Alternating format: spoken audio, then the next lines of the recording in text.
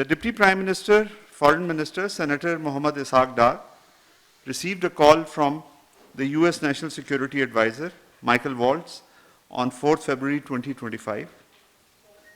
The US NSA conveyed President Trump's appreciation and thanks for the government of Pakistan's efforts in countering terrorism.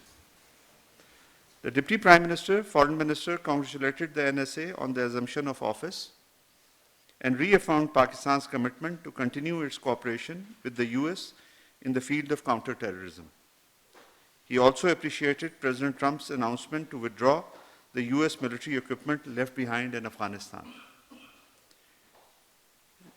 The Deputy Prime Minister also received a telephone call from UAE Deputy Prime Minister and Foreign Minister Sheikh Abdullah bin Zayed Al Nahyan, who conveyed Ramadan greetings to the DPM, leadership and citizens of Pakistan. The two leaders also discussed the results of recent visit by His Highness the Crown Prince of the UAE to Pakistan.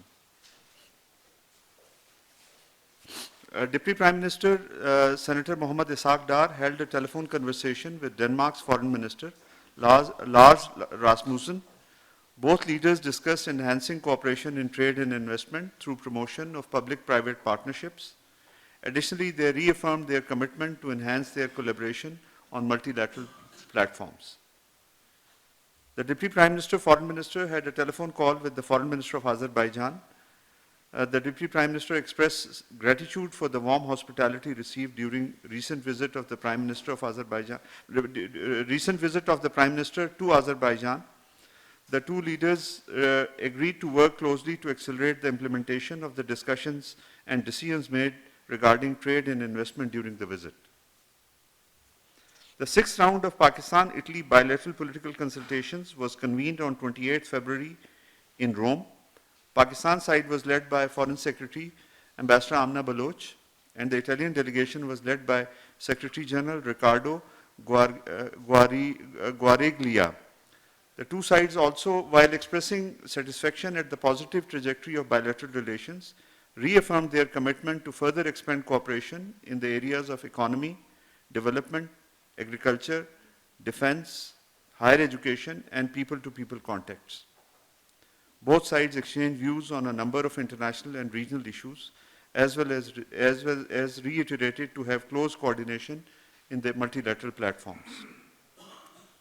Pakistan condemns in the strongest possible terms Israel's decision to block critical humanitarian aid from entering Gaza during the holy month of Ramadan. This latest action is part of Israel's systematic campaign to deny much-needed humanitarian aid to millions of Palestinians in dire need. This constitutes yet another blatant violation of international law by the occupying power and could imperil the ceasefire agreement.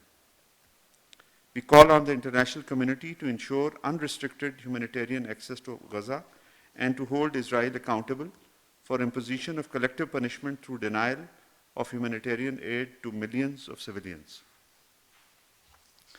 We reject the remarks made by Indian External Affairs Minister on Jammu and Kashmir during an event at Chatham House, London, held on 5th March 2025.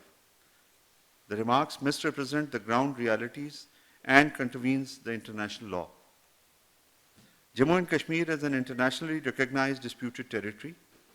The relevant UN Security Council resolutions stipulate that the final status of the Jammu and Kashmir is to be determined through a free and impartial plebiscite under the UN auspices. India's prevarication cannot change this reality. We also wish to underscore that any electoral exercise pursuant to Indian Constitution cannot serve as a substitute to grant of right to self-determination. Similarly, the decades-old grievances of the Kashmiri people cannot be meaningfully addressed through economic activity down the barrel of a gun. Instead of making baseless claims about Azad Jammu and Kashmir, India should vacate the large territories of Jammu and Kashmir under its occupation for the last 77 years. It must realize that a peaceful settlement of the Jammu and Kashmir dispute in accordance with the relevant UN Security Council resolutions and wishes of the Kashmiri people is imperative for a lasting peace in South Asia. Announcements. The Deputy Prime Minister and Foreign Minister, Senator Mohammad Ishaq Dar, will travel to the Kingdom of Saudi Arabia to take part in the extraordinary session of the OIC Council of Foreign Ministers, which is set to take place on 7th March 2025 in Jeddah. The high-level meeting will discuss joint actions in response to the deteriorating conditions in Palestine due to the ongoing Israeli aggression, violation of Palestinian rights, and calls for their displacement. At the upcoming OIC CFM session, the Deputy Prime Minister and Foreign Minister will reaffirm Pakistan's steadfast support for the Palestinian cause and emphasize its principled position. He will advocate for the full withdrawal of Israel from all occupied territories, including Jerusalem, denounce the unacceptable proposal for further displacing Palestinians, and call for restoration of the inalienable rights of the Palestinian people, such as their right to return to their homeland and the establishment of a viable, contiguous, and sovereign Palestinian state based on the pre-June 1967 borders with Al-Quds al-Sharif as its capital.